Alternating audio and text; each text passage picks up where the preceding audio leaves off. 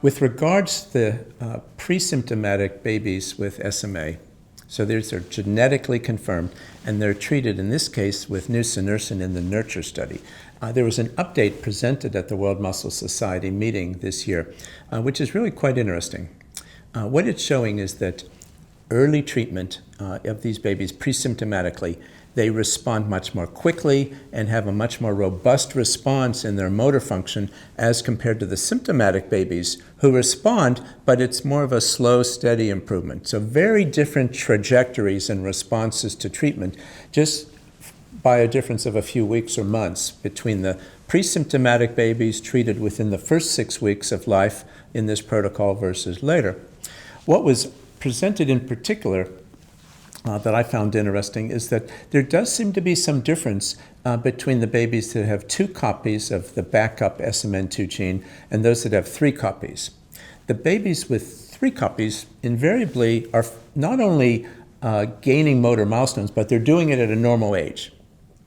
And they're, by all measures, normal. They're not needing feeding support, they're not needing breathing support, they're eating, swallowing, talking, they look normal. That's true of some, but not all, of the participants in this study with 2 copies. Some of them do follow normal trajectories and are similar, if not identical, to the 3 copy. But there were some that they gained the motor milestones, such as walking, but a little delayed. And there's some that have needed some feeding support transiently with an illness. So I think what we're seeing is that this drug, Nusinersen, when treated presymptomatically, may not be a cure, particularly in those that have 2 copies. It's clearly a much more robust response than those who are treated when they're symptomatic, but I think we're starting to realize that we really need to identify these babies early. We need to treat them as early as possible.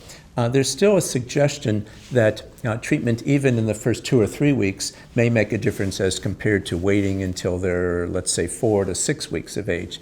And I'm eager to see what the experience is from the other 2 presymptomatic studies that are still early in their enrollment.